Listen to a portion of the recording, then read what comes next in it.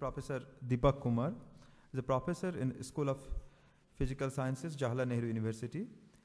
He obtained his PhD from University of Pennsylvania in 1972. His areas of interest are condensed matter physics, statistical mechanics, and foundation of quantum mechanics. He has worked extensively in quantum many-body physics, magnetism, superconductivity, and correlated electron systems, phase transitions and critical phenomena, non-equilibrium systems, and pattern formation, disordered systems, and transport theory, as it appears his versatile interest. He has won numerous awards and honors, including Shanti Swarup Bhatnagar Prize in Physical Science in 1988 and Alexander von Humboldt Fellowship in 78 to 79. He is a fellow of Indian Academy of Science since 1987 and Senior Associate of Abdus Salam International Center for Theoretical Physics since 1986. This short introduction, I invite Professor Deepak Kumar. Thanking the organizers for inviting me. So, I'm going to describe a proposal for making a quantum network. This work is in progress. So, the title of the talk, what you see here, I'd like to explain all these terms and show you how this network is going to work. So, motivation is very obvious. Finding viable and scalable quantum networks is one of the primary goals of research in quantum information processing. A quantum network consists of nodes connected by channels in an array. The nodes are used to store quantum states like qubits and process them locally, and channels are used to carry information, create entanglement among these nodes, etc. So, since early days in this area, very naturally, a number of proposals have been made based on different physical systems like optical systems, NMR, trapped ions, quantum dots, Josephson junctions, and still more. So, what we have been thinking about is to consider a system consisting of low loss electromagnetic cavities, each containing a trapped atom and connected by optical fibers. So, atomic states are used for qubits, and quantum information is carried by photons which interact with them in the cavities and move in the fibers. So, the outline of the talk is presented here. First, I will give you the basic elements of the network, that is how, what is there in each node, and then describe what the coupling does by just first discussing the example of two such cavities coupled by a fiber. Each cavity of course contains an atom. Then we will go on and look at a network in which we have a large number of nodes connected by a set of fibers. So, I will describe this dark state manifold, which is kind of central to our scheme, and then I will describe how we can use this for quantum processing. For instance, I will show you how one can transfer a state from one node to another, which may be far in the network, how one can create Bell states and multi-site entanglements. So, after giving these schemes, I will discuss numerical results for chains and rings. Here, so far we have done only small systems, and we are hoping to get more interesting results with bigger networks. Lastly, I will discuss certain other aspects which have not been covered, like effect of dissipation in these systems, what are its particular advantages, and finally what are the limitations, because there is no system which is perfect, so one needs to recognize all these aspects. Okay. So we begin with an atom in a cavity. So we have an atom which has been trapped by laser fields and is put inside a low loss electromagnetic cavity. So that is the schematic diagram, and the figure shows 3 levels of the atom. 3 atomic levels are of relevance to us. 2 levels, A0, A1, are with large lifetime. They are like almost like ground states and are nearly degenerate. And there is an excited level B, and this is called a lambda configuration. The electromagnetic mode inside the cavity is one of them is coupled very strongly to the transition A1 to B, that is, it's near resonance. There's of course, we don't want things to be at resonance, so there is a gap there, which is denoted by delta between frequency and the level difference. Okay, this is by a Rabi frequency G, and what works in the limit when G is much greater than kappa, where kappa is the decay rate of the cavity mode. So ought to have a stronger coupling. So these are strongly coupled regimes. The atom is also subjected to a control laser which couples to the transition A0B. This coupling is given by the Rabi frequency omega, which I have written as time dependent because for quantum processing we will make it time dependent in a slow way. Okay. So I give one example on which a lot of experiments have already been performed in these cavity systems. There is cesium atom with hyperfine levels which are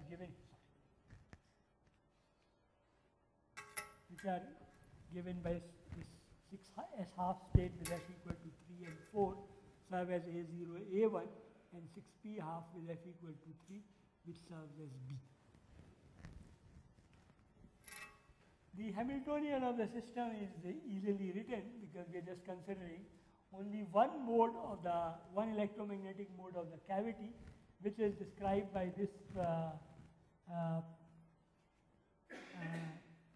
Hamiltonian. C dagger C is the creation operator, creation and annihilation operators for cavity mode, and this is the Hamiltonian of the atom. So it just runs over these 3 levels. Okay. Then we have to discuss the coupling of the atom with the cavity mode, and cavity mode causes these. It's just one interaction is important.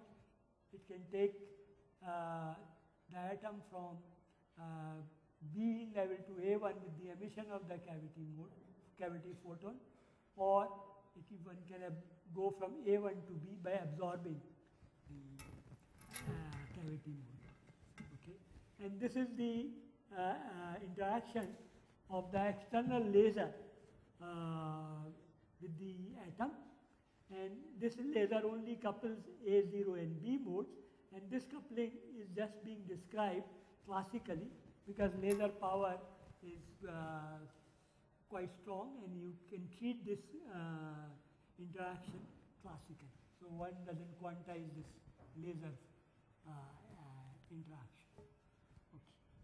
And delta is this, so the delta is this offset, and it is taken to be equal for G and omega t. So this is called Raman resonance. Okay. So we will work in this. So the control here is provided by the power of the external laser, which influences omega. So what we would do is we will take omega to be time dependent, but we will vary it in a slow manner, which is called adiabatic manner, and that will provide us the basic control for quantum processing. If we look at this Hamiltonian, what one can do is one can work in this sector. Each of these sectors with a given photon number like n is closed by this in this Hamiltonian.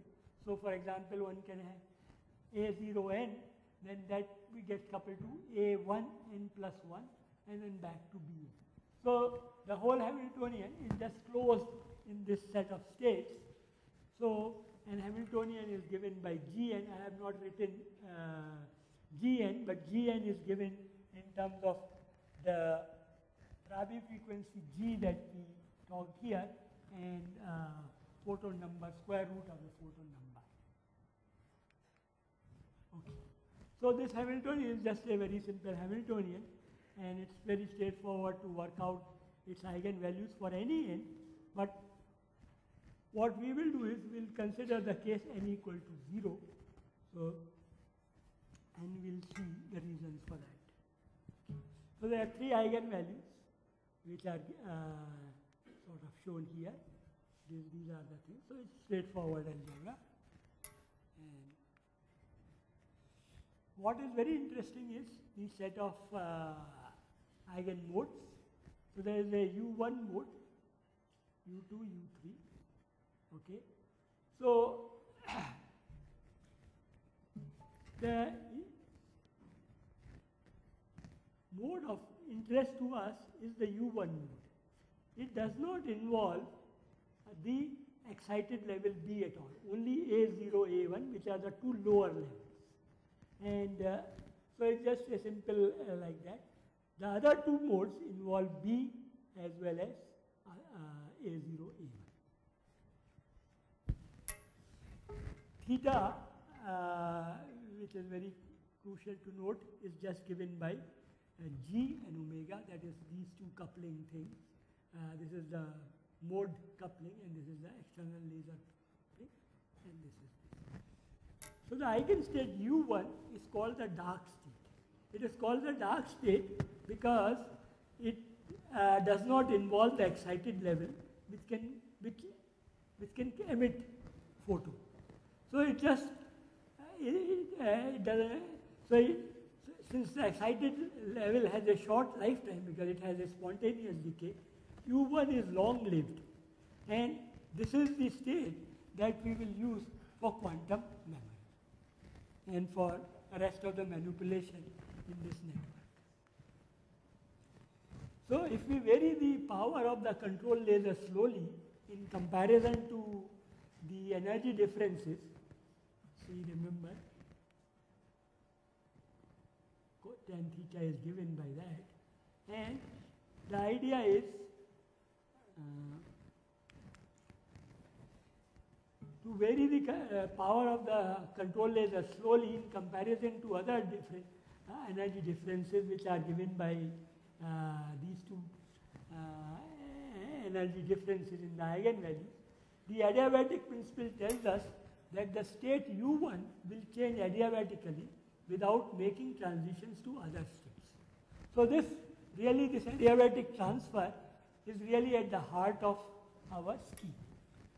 So when we change omega, what we are doing is we are changing this angle tan theta.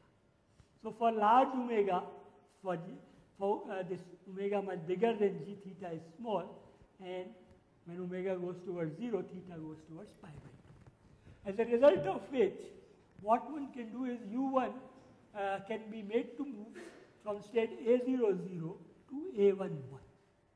So that's the adiabatic transfer that we are going to exploit. So that is what I have written here. If we decrease omega t from a large value towards 0, theta goes from 0 to pi by 2, U1 goes to from A00 to A1, and vice versa.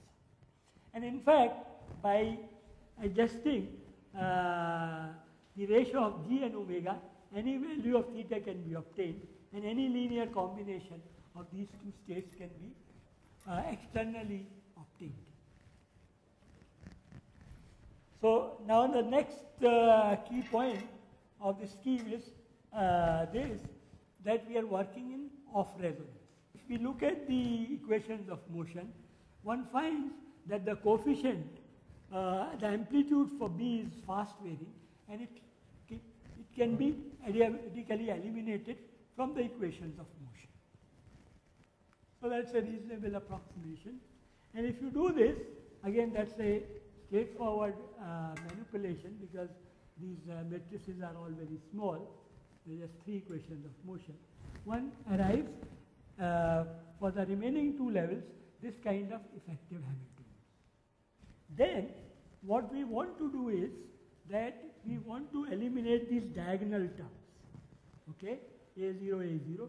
These are called Stark shifts. Because of the external coupling, the levels have shifted a little. But if we couple both A0 and A1 to another set of levels by additional lasers, okay, that is, we shine two other lasers on which couple to A0 and A1 and compensate, because one can, by adjusting the sign of resonance, we can compensate the shift, that is, and bring them back both to 0. Then so that is how we will work. We will assume that these other lasers are also switched on, and the Stark shifts are cancelled, so that our effective Hamiltonian for this two-level system is just this off-diagonal term. So in these terms, this is a particularly simple Hamiltonian for a single atom. It just describes the transitions from A0 to A1 or A1 to A0 and emission of the cavity photon. So now I want to discuss how if we couple the two cavities by a fiber, what happens to the physics of the problem. Okay, so this is the simple scheme. So we look at the Hamiltonian.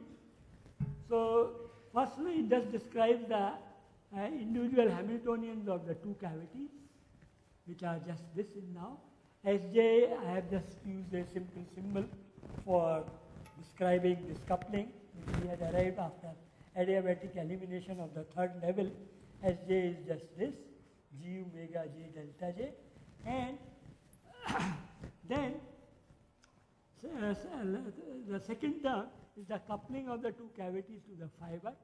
So here C1, C2 are the cavity modes, F12 is the photon mode for the fiber, and again we take only one mode of the fiber. So the photon from the cavity can go into the fiber and to either of the cavities, from either of the cavities, and similarly go back. So that's very straightforward. Okay. Now if you, one can again, this is again a rather simple system, not too many states are involved. What one finds is, when one looks at its idea, its eigenvalues, and I have not written all the eigenvalues and eigenfunctions, but simple examination of the whole problem, even without elimination, shows that there is one mode which is very interesting. This mode in this interaction representation has zero energy, and it is given by this. So let me just sort of go over these states slowly with you. So A00, A10. So here A0 is the state of the atom in cavity 1. 0 is the, of course, number of the cavity mode. Similarly that 0 and next F states the photon number in the fiber. So A00, A10, 0, then A10, A10, 1, the photon is in the fiber, and then A10, 1, A00, 2, 0, 5. This mode also, it's an eigenmode, but it doesn't involve any states which have photon in the cavity. So one can again regard it as a kind of dark state. And now remember, S1, S2 are the combinations of coupling which involve the laser power omega 1 and omega 2. So they are like control, they provide us with the control on the variation of the magnitudes of S1 and S2. Let me show you. S1, S2 are just this. So variations of S and omega are somewhat identical because both the other two parameters are more or less fixed for the problem. Okay. So, with this control, we can prepare an atom, we can prepare atom 1 in A0 and atom 2 in A1. Then we change the controls laser intensities omega 1t, which means S1, and omega 2t, and do a state transfer from this state where now I have suppressed the photon numbers A0 A1 to A1 A0. Okay? So this can be done if we, as S1 goes from small to large and S2 goes from large to small. And same thing is done vice versa. Of course, a third state is also involved. Okay? That also comes in, but at least this transfer can be done. That state is not affected by change of S1, S2. And in fact, if W is larger than S1 and S2, then any linear combination between these can be generated. In fact, in a purer form. Okay? So this was recognized quite early in this game in this paper by Palizari, and we have, I mean, this is just the summary of his work that I have described. Okay. So our work is now to carry this forward to arrays. So we consider a square array. So all these blue circles are nodes and lines are these fibers. So they are coupled like this. You can put more coupling, less couplings, whatever. But to begin with, we can look at this kind of lattice. Okay. So the Hamiltonian, as generalized from the two cavity case, is like this. So first line is again the Hamiltonian of a single node at all the possible nodes, and then we have couplings. Then we can have transfer of cavity photons into fibers and back. So there are, of course, I have denoted fibers along x-axis to be xi's and yi's. Okay. So that just is the statement of that kind of coupling. So I plus delta x denote the right and upper neighbors of the sites I, and that way you can cover all the sites in the system. Okay. Now the complete basis set for the wave function of this system is given by this. So you specify the atomic state in each cavity, the number of photons in each cavity, and number of photons in each fiber. Okay, so number of fibers and fiber links is B, and so number of cavities is A. So that's of course obvious thing to do. Okay, from this Hamiltonian it is quite apparent that this quantity which I have written is mu I takes, sorry I didn't say mu I here takes value 0 and 1, so A is standing for E0, A1.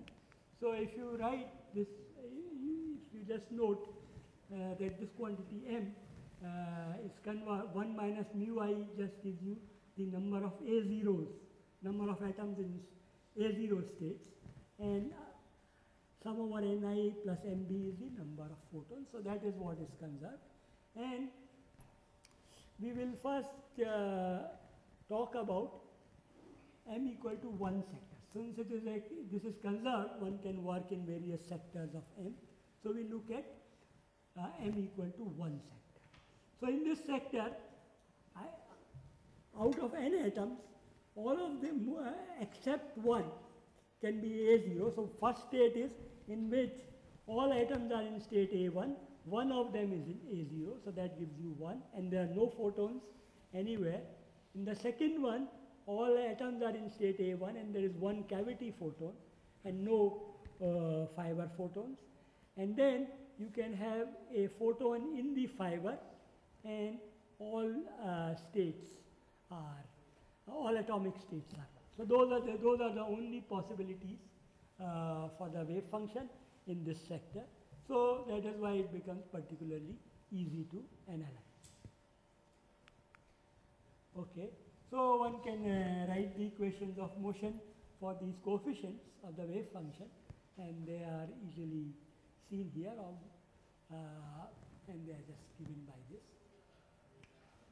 Now it so turns out that we can again find states corresponding to zero energy, which we are now going to call dark states.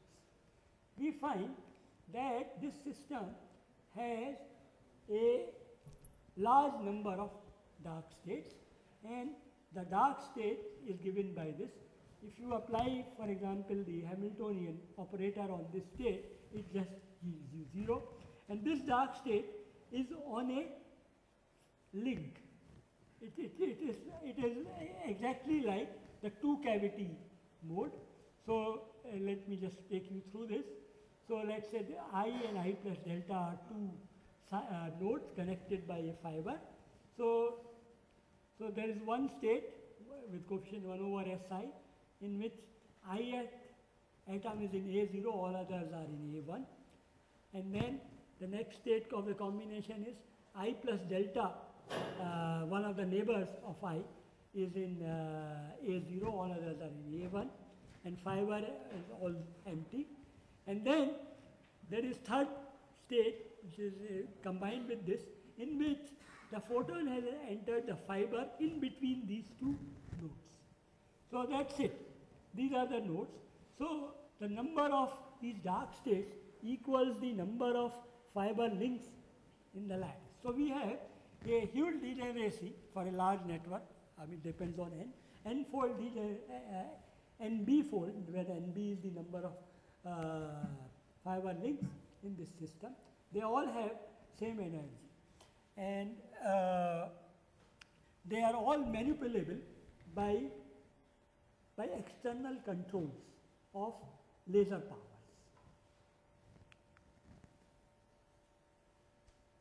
So I have written it in a more simple form without mentioning the number of cavity photons. So that is what this state looks. And you can see one can, for example, vary the relative magnitudes of Si and Si plus delta and do the transfer of A0 from site I to I plus delta, vice versa, create a linear combination. So we have here a manifold of dark states, all of the same energy. Okay, they don't contain any component which has photons in the cavity. So this is the basis for the manipulations that can be done in this network. So what we'll now next show is, by slow variation of intensities of control lasers, a number of quantum operations can be carried out, and all the processes can be externally controlled. The examples of the processes that can be accomplished, we haven't explored all of them, and we believe there are many more that can be done, but at least these I will now show. That is, first is transfer of state across the network. Suppose we start in a state in which atom 1 is in state A0, all others are A1. Then we can carry it to any other site I, arbitrarily far site I in the network. Then we can transfer a qubit. So the qubit, the computational qubit in this scheme will have to be a set of two cavities. Right. Did I mention that? Yeah. Right. So a qubit is not a single node, but a set of two nodes, neighboring nodes. So we can we can go from a given excitation on one qubit to any other elsewhere. We can create Bell states. We can start with A0 and then create these kinds of combinations in which the state A0 exists at two sites. Then we can also have three state entanglements. And So these are the kinds of things that we can do. The dynamics, that is how, though our simple analysis of looking at the dark states gives us these ideas, the potential, but we really cannot study the dynamics as we vary the coefficients SI because they are part of the Hamiltonian. And also the states Dij's are not orthogonal, they are all overlapping. Okay? So we again one has to study the full set of equations of motion which I had written down in 3-4 slides back and see whether what we can sort of estimate or surmise from the study of dark states whether that is actually true or not. So here this is the simplest system that we studied. We just have a set of 3 nodes coupled by 2 fibers, okay, and so we have 3 control lasers with powers omega 1, omega 2, omega 3, other Rabi frequencies. So for example, if we vary, if we keep omega 3 constant and change omega 1 from large to small, omega 2 from small to large, what we do is we can bring the amplitude A2 square to 0 and raise A1 square, which is the transfer that was already there for 2 cavity, but now we say we will show that it can happen even in the larger system in a controlled way. In the third case, what we do is we take both, we change both, we begin with both omega 1 and omega 3 large and omega 2 small, so that initial state of the system is in A2. A2 is this state where A0 state is on second node, okay, is 1. And when we do this, what we get is this, that A2 goes to 0 and A1 and A3 become equal and half. So that we have created a kind of Bell state. Okay. Now we look at a slightly larger system, that's a ring of 4 sides. Okay. And so again, the states of relevance to us, of course there are many more states that are there, but for our purpose we just write these states. There are lots of other photon states which we don't mention here because they are nearly 0. Okay, so if we write the wave function like this and just focus on these amplitudes of the actual wave function, then you see here what we start with is omega 2 is large and we make it 0. At the same time we make omega 1 large and then drop 0. While we are dropping omega 1, we are increasing omega 3 and dropping that. Then we do omega 2 and we just follow this protocol. And then what we see is that to begin with, the only A1 is large, then the system shifts to A2, that is 1, so all the A0 is there. Then it becomes A3, A4, and then we can bring it back to A1. So we can just consecutively transfer this state to various sites in a controlled manner by following a certain protocol, and obviously one can stop it somewhere and get superpositions, which we show next.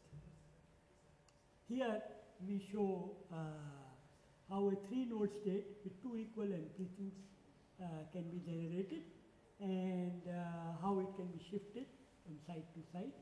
So here in this protocol, to begin with, our omega 3 and omega 4 are large and omega 1 and omega 2 are small. Then 4 is being made 0 and 1 is being raised, and you can see. Then at the end 2 is being raised and 3 is being lowered. So if we follow this kind of protocol, then you to begin with, we had both A1 and A2. The system was equal mixture of A0 being on A1 and A2. So wave function, let me remind you, is being like that. So those two states were present, and then we got into a situation where we have A2 present, but A1 and A3 have also come with equal amplitude. And then next state is A1 is present with amplitude with probability half, and A2 and A4 with 1 by 4. And then A2 is half, A3, A4 is. So you can play with this game and get a number of interesting states if you know what to do with them. So here, to give you this fourth example, we transfer a Bell state to a different set of sites on the ring. So here, we have a Bell state to, for example, it is on,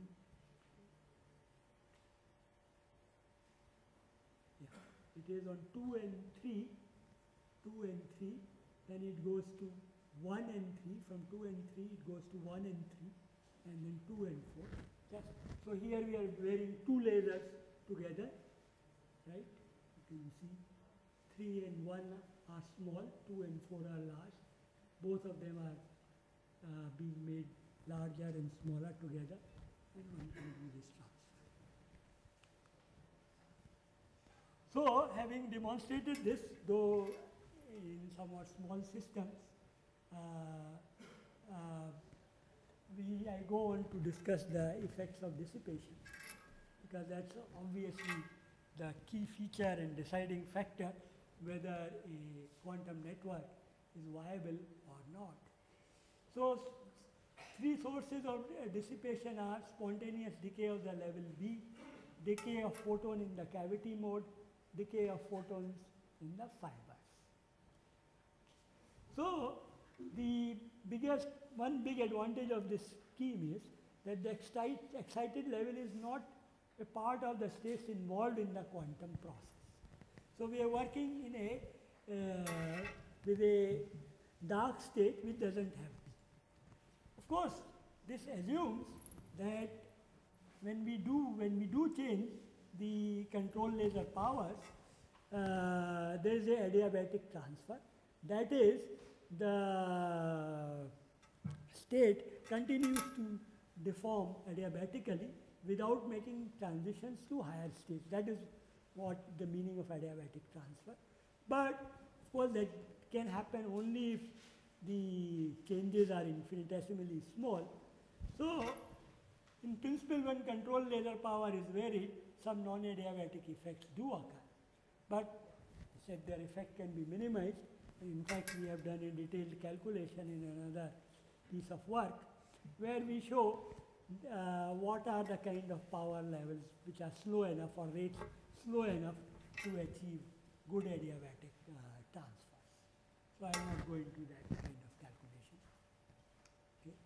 Second part, the effect of decay mode is also minimized in this scheme, as again the dark states used in the intercavity transfer of states involve only states with zero number of photons in the cavity. Okay. Again, same criticism applies that, right, we are working in that dark state, but as we change laser powers, there is bound to be some transfer to the excited states. So within the adiabatic assumption and slow variations, this decay is also minimized. Decay of photons in fibers, of course, is not is certainly present, and it does pose a bigger problem for this scheme. So this loss should be minimized by having high quality and short fibers. So we haven't looked at the dissipation aspects in great detail, but we have analyzed the system in the framework given by Palizari, which comes from this continuous measurement theory formalism. Okay, so this continuous measurement theory formalism, in this framework, one can write a non-Hermitian Hamiltonian and study the effects of dissipation. Okay, here one assumes that the photons are not being lost in the sense of being lost to the environment, but they are being continuously monitored. And one can just write in a selected part of the Hilbert space a Hamiltonian like this. So this is what I have written. So our effective Hamiltonian then acquires these parts. Okay, gamma is the rate of spontaneous decay of the atom from the excited level. So it becomes imaginary. Naturally, it introduces dissipative effects. Fiber, then there is a cavity decay mode, which is given by this term, and there is a fiber decay mode, which is given by this term. So one can modify the equations of motion, which I had written for those coefficients A, B, Fx, Fy, etc., and put in these terms and do the numerical computations. Okay, so these were done, and I think so. Okay. So, for example, for the three-node network, where we discuss the state transfer and creation of Bell states, what we find is, so we start with atom in 1 in A0 state and want to go to atom 1 in, this is in in 2, atom A0, atom 2 in A0. So you can see that amplitude obtained is not quite 1, but there is some loss, but it's not very high. And similarly here, when we create a Bell state, starting from state in 1, state 2, and 1, 3, we find that the amplitudes are a little less than half. Again, the effect of dissipation, which doesn't seem killing to us. It's pretty okay. But of course, this question should be analyzed in a better framework with a density matrix, etc. So which we haven't done yet. Okay. So let me now come to other advantages aside from the effects of dissipation. The transformations to desired states in other schemes require a precise control on the time of Hamiltonian evolution. Okay, so that you have to control the time, because the Hamiltonian evolution is unitary and the desired state is achieved only at a particular instant. But here, all steps of the processing are externally controlled. All the states have same energy, so there is no phase lag, etc. And since there are a lot of dark states, degenerate states, there is a large flexibility in doing the operations, as all the involved states have the same energy. And of course, I have already discussed the effects of dissipation.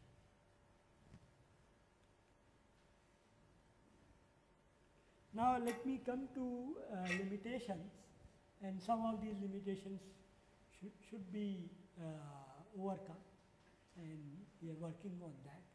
But see, quantum mechanics, all that I have described is one photon in the entire network.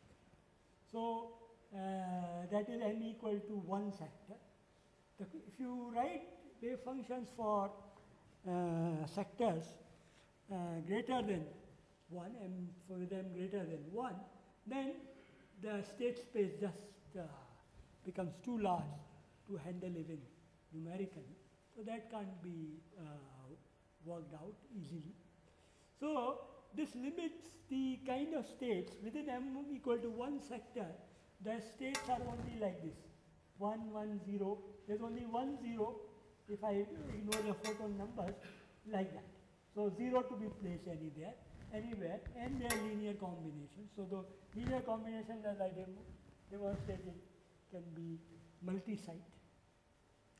But however, if we do find that it is possible, for example, let's go back to this. It is possible to, as I said, that for quantum purposes of like quantum computation, a computing qubit consists of 2 nodes, because a dark state can take you from here to here and create any linear combination here.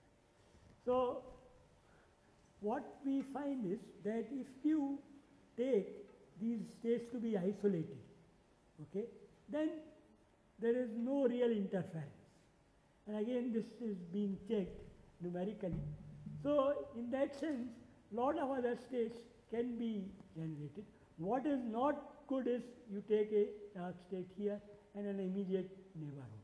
That certainly interferes and causes a lot of problems. But when they are isolated, hopefully they will behave well and will serve a useful purpose and enlarge our space of operations.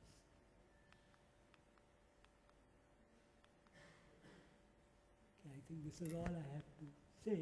So thank you very much for your attention.